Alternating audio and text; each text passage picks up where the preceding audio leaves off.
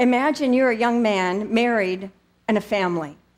You're flying from New York to Miami, returning home. And when you call to confirm your reservation, you cancel the nonstop flight you have booked, and you decide to start at a different airport further from where you are, make a stop on the way before you get to Miami. You arrive home to find that the plane you were originally scheduled to fly on crashed in the Everglades, and everyone was killed. Wow. What do you think about that, if that's your experience, as it was for our arriving guest minister, Richard Levy? What he knew it to be was a call from God, a moment of grace that saved his life, and there must be bigger purpose there. It started a journey for he and his beloved wife, Maureen, that included Science of Mind, Edgar Cayce, Paramahansa Yogananda, A Course in Miracles, a seeker we have with us this month. Finally got around to finding unity. Yay! And was ordained in 1981 and has been serving churches for 30 plus years here in Hawaii, California, Washington, and Richard is currently, with his partner Maureen, serving the community in Wilmington, North Carolina. That spiritual journey continues every day of their lives. They have been to Oneness University in India. They practice Vipassana and have been to month-long retreats in that tradition. Will you welcome the delightful and energetic Reverend Richard Levy?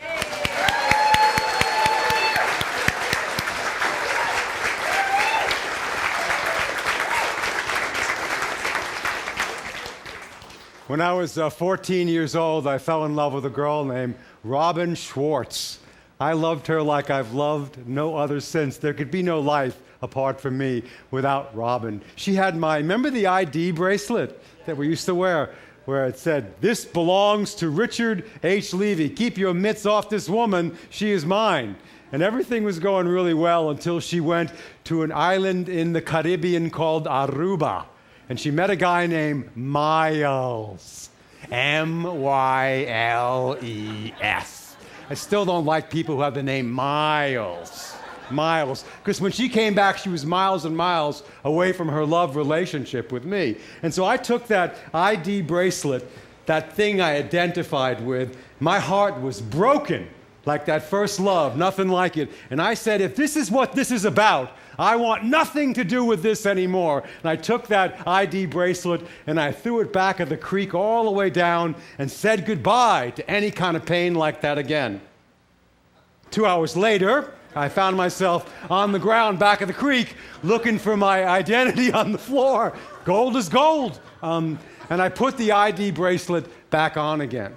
And that's what we do here. We put the identification bracelet back on again and again and again. It's what we do while we're here. Do you remember the old devices? My dad had one. It was a label maker, a plastic chrome label maker. And he used to turn it like this and do the alphabet. Then you could crunch out names on labels, and then you could stick them all over the place. And when I was 6 or 7, I used to like to sit in a room and see how many things in 25 minutes I could label. I labeled everything. It drove my physical father and my cosmic father insane.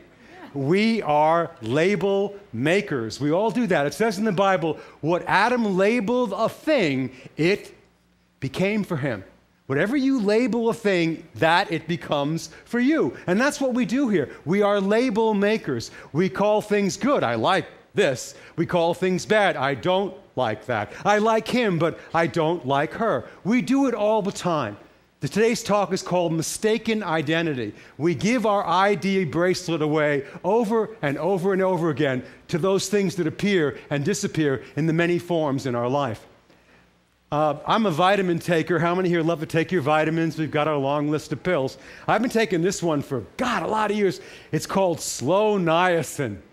Has a nice, happy heart on the cover.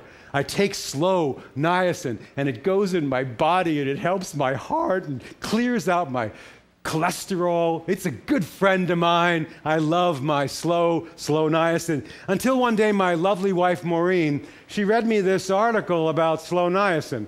that maybe it's not all that good for you. And you know that little commercial on TV when it comes up where they go, this is a great product for, and then they list of 45 things in 10 seconds that it can do to you, possibly even damage you. And after she got done reading that article to me, this thing that I used to love, this thing that when I would take it and 2 hours later I'd get that rush of good feelings, the red head going on, tingling sensation like a good Diksha, all of a sudden became a rash of negative thinking.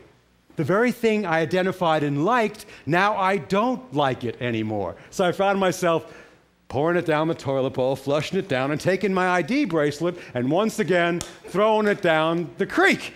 We don't need to do that, friends. The truth is, we can identify more and more with who it is that we truly are, and as we do identify with who it is that we truly are, we can make more important choices about what we'd like to see our life be.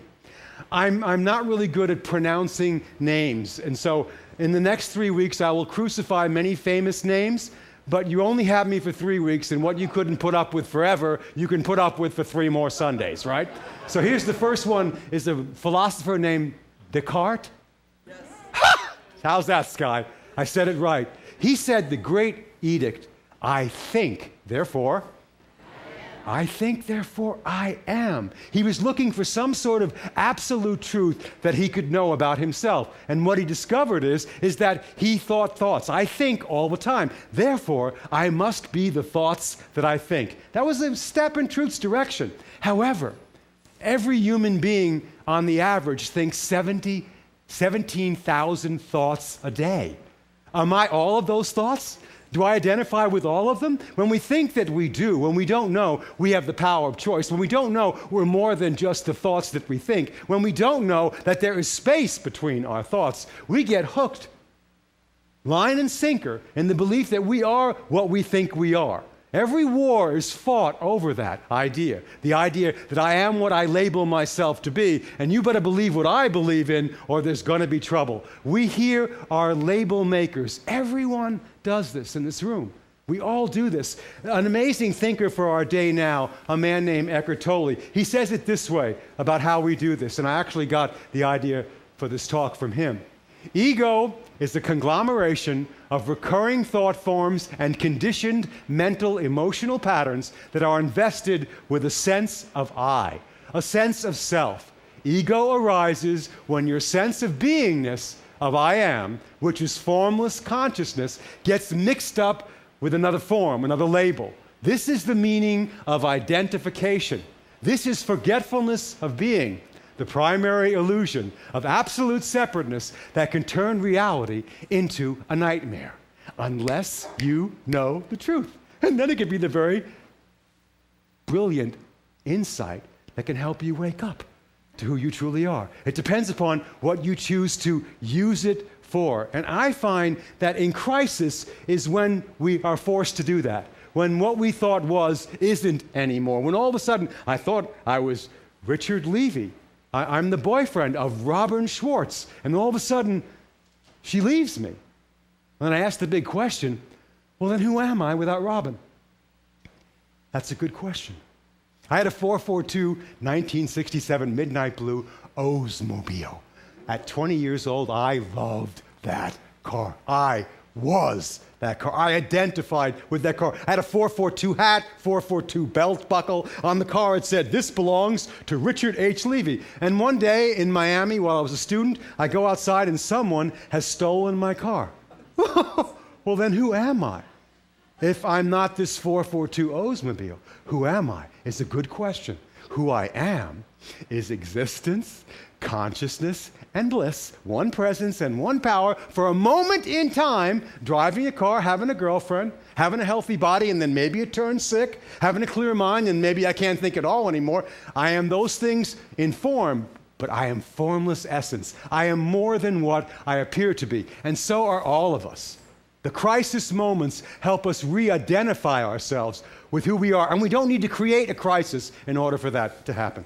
In 2006, my wonderful wife, Maureen, was on the Big Island. We have a condo there that we bought a really long time ago. And she was there vacationing with my daughter and my son, who I'm going to go see tomorrow, by the way. I'm going to go see him on the Big Island tomorrow in between times. And I was doing a church service at Seattle Unity, and it was the second service, and I was online greeting people as we do, and someone came up to me and they said, "Oh, is your family all right? They're on the Big Island, right?" And I said, "What do you mean, is my family all right? Don't you know there's been a big earthquake off of Maui, 6.7, you remember that quake, off the Richter scale?" And I said, "No, I didn't know that." And so I immediately jumped out of line. I flew up the stairs. I opened up my Motorola flip phone. Remember the old Motorola flip phone? I loved that phone almost as much as my iPhone. And I opened it up, and I couldn't get anybody on the phone. All the lines were busy, and I tried a landline. It wouldn't work. So I did what you have to do then, pray. I went downstairs, and if you know Seattle Unity, they've got this beautiful con-shaped chapel. And I sat underneath the sign that said, "Be still and know that I am God." Say that with me. Be still and know that I am God. Do you see how that changes consciousness? From the thought that this may or may not happen to that which is always true. No matter what the appearance, it's always true. Be still an instant and know that I am the beloved of God. That's who it is that you are. And then I said the prayer for protection about 150 times. And then I had to go on with the show. You're only as good as your last service. I got to get back up there and do my thing. And my phone is beeping, and it's my grandson Xander, who at that point was 4 years old. And he says to me, "Hi, Grandpa, it's Xander. Have big quake, everything fall everywhere. Tutu jumped on top of me, and everything fell everywhere all over the place. But she wanted me to tell you that everybody is all right. A tsunami's coming, though, a tsunami, and we need to get out of here. But everything," and I saved that on my phone for weeks, "everything is going to be all right, no matter what happens. Tutu, call you later." And she did about 4 hours later. She called me, and if you know Puko, those condos, 1970 brick condos, when that earthquake hit and they were up on the top floor, that building swayed like a palm tree in a hurricane. It went like this and like this and like this. And Maureen went, "This is it. We're done. We're all going to die. The whole place is going to crack in half." And for the one thought, the regret that Xander wouldn't live a full life, a part of her said, "I'm really all right with this." She had a moment of formless essence. Even when the forms that look so solid can become liquid in a matter of moments, boom, it changes. She was connected to something that was essentially infinite and could not be harmed by any form, no matter what it does. And she said she felt a great peace that passes all human understanding come over her. That's where our practices are leading us, my friends. And so when the building didn't crack or fall apart, and believe it or not, no one in that whole condominium was hurt, it was time for that rash of energy, to get out of there, because the tsunami absolutely was coming. None of the siren systems were working, and then they got out, and they were on their way along with a bunch of other people in the parking lot, everyone with a few things in their hands, basically going to higher ground and saying goodbye to the form of the condominium. Easy come. Here it is, and there it goes. And they all left, maybe knowing that was going to be it. There was going to be no coming back. And of course, as all forms do, they don't follow your particular regimen. And that did not happen to them. The condo made it through it. The truth is, you and I can make it through all of the difficulties and hard times in our life when we embody and embrace these teachings, when we become aware that we are greater than anything that might appear in the world that continually keeps changing forms. The essence of what you are does not and cannot and will not change. Isn't that good news? That is the good news of great joy that we're here to establish ourselves in. So every time you catch yourself in a moment where you identify with something that's causing you suffering, and just become aware of it. Just become aware. Oh, I thought that I was the boyfriend of Robin. Now I'm not anymore. Well, there you go. That's happened about 20,000 times since then. I thought I was a 442 Oldsmobile, then they stole it. Oh, there you go. There it is again. And, I thought I was this condominium, and I thought I was my Social Security check. I thought, and there it goes again. Bye-bye, another one bites the dust. I'm more than just what I think. I am existence, consciousness, and bliss, always filled with power. Those big things, for me, sometimes when they're thrust upon us, are almost easier practice than the small everyday things that annoy that. Yes, the difficult things. We just had a garage sale at our church, the fourth one we've had. I hate garage sales. In our church, it trashes out the whole place. We don't have a big building like this. We've just got this little church, and this is the fourth garage sale. I like the money, but I don't like the mess and how everything is turned upside down and all this broken garbage that people bring. But it does collect money, so there you go. Circulation day, good way to get rid of stuff. So I decided, since this was my fourth time around, maybe I would choose to see this differently. You know how when your life shows you something? I've done this already. Maybe this time I can practice more mindfully and be present with what is and not react and contract the way I normally do. So I decided I'd give that a try. And I made it till Tuesday. The garage sale was on Saturday. And we went to go pick up this desk that someone was donating for sale at the garage sale. So I'm in the car with Bud and Peggy, and we're driving to pick up with this trailer, this desk. And when we pulled up to the driveway and I saw this desk, I went, this should be going to the garbage. This person is giving us garbage. Why did you have us drive this big truck that gets 4 miles to the gallon to pick up? I had some big judgments. I went from a rush of good feelings to a rash of negative thinking. And when I left the driveway of that place, I had a lot more on my load than I came in with, right? So I was stuck in it. And as we're driving in the car, Bud Dealey, good old Southern boy, driving his truck, he heard me, I'm going blah, blah, blah, blah, blah, and you'll hear that for 3 more Sundays, blah, blah, blah, blah, blah, Richard, and he said, you know what, Richard, what does it matter? What are we doing the garage sale for anyway? To make money? No. We're doing this so 100 people can have an excuse to get together for 2 weeks and love each other and be with each other and have meals together. It has nothing to do with what we do or don't do. This church is nothing more than a grand excuse for all of you to get together and practice these teachings. That's all it is.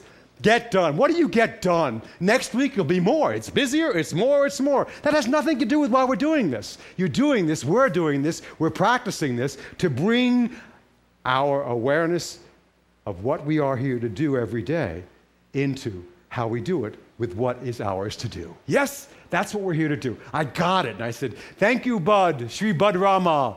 This Bud is for you. And I bowed to him. He loves that line, by the way. I call him Bud Sri Rama now. So I'm at my Wednesday night class, and we've got a diksha and a blessing and a little spiel I give. And this woman named Cindy is a tapper. Anybody here a tapper? You know about tapping? Why am I talking like I'm Hawaiian? I'm from the South now. I have become a chameleon. Wherever I am, I become the accent. Excuse me, I'm not making fun of you. It just happens. The tapping thing, where you tap on a certain part of the body. So she said, how you doing? I said, well, I'm, garage sales. And she said to me, tap, tap, tap. Tap, tap, tap. Who's there? Tap, tap, tap. And why do you care? Tap, tap, tap. Who's there? And why do you care? Tap, tap, tap. Say it with me now. Who's there? What is the big deal? Why do you care? And I got it. You get bigger and go, oh, yeah, I got caught in another form. Why do I care? I'm making this into a big Megillah. I'm making this to become something much greater than what it is. And I opened my eyes from the meditation, and I saw things differently. And this happens to you when you have these moments of identifying with the existence and the consciousness and bliss that you come from. I looked over and I saw the old rocker in the corner that someone had brought to sell. I thought about that rocker. I thought about maybe the mother that breastfed her baby in that rocker as it went back and forth. And maybe somebody was having a hard day and they rocked back and forth in that rocker. I thought about the coffee table that all the people had sat around and had coffee and had a glass of sparkling cider or a glass of wine, and all the games that were played with all the children. This table has so much energy in it. I thought about the big old TV set, the big old fat TV set that someone brought in to sell, to get rid of, and I thought about how when that set was brought to the house 15 years ago, everybody went, top of the line TV, wow, this is so great.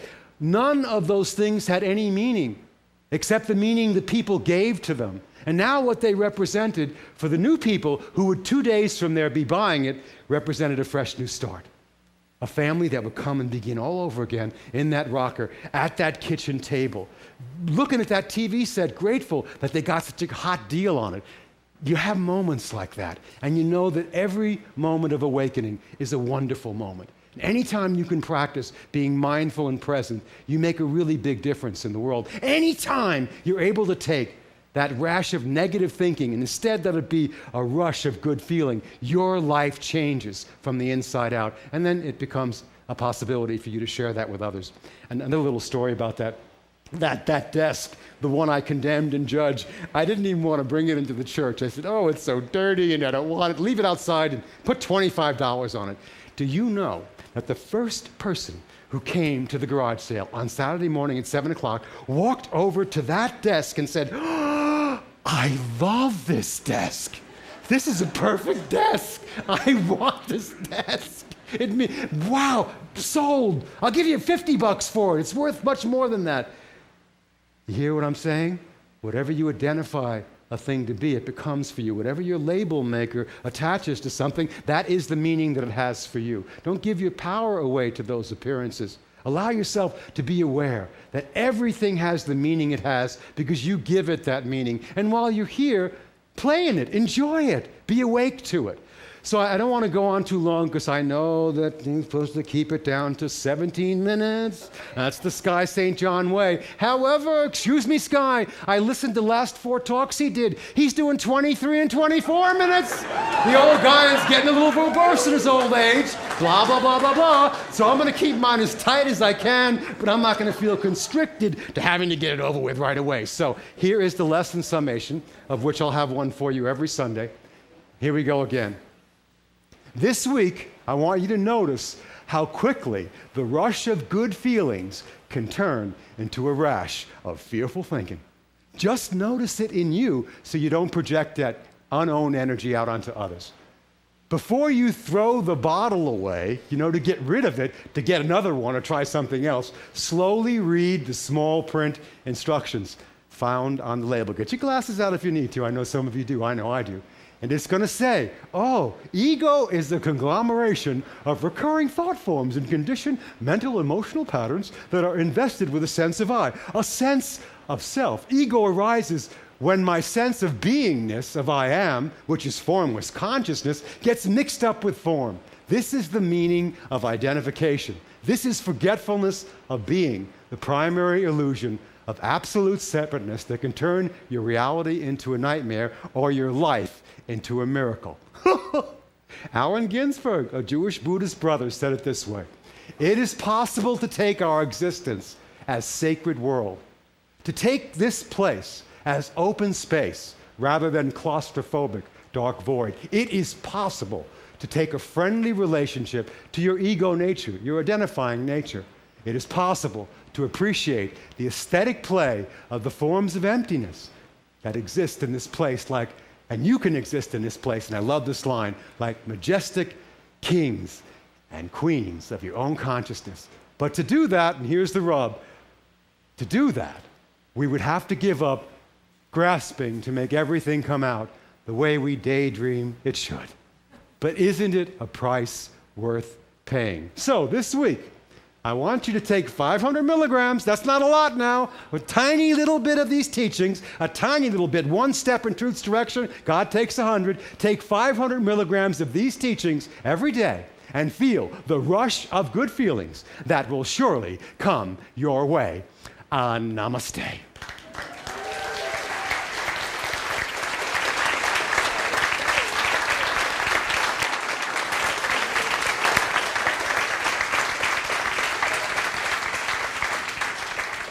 We take a moment now to embrace this existence, consciousness, and bliss that we come from, as we identify in this moment with who it is that we truly are, magnificent sons and daughters of holy essence. We realize that there's nothing present in this moment but the willingness of our consciousness to open up to who we truly are. I am existence, consciousness, and bliss. Let's say that together. I am existence, consciousness, and bliss. Yes, I have a body.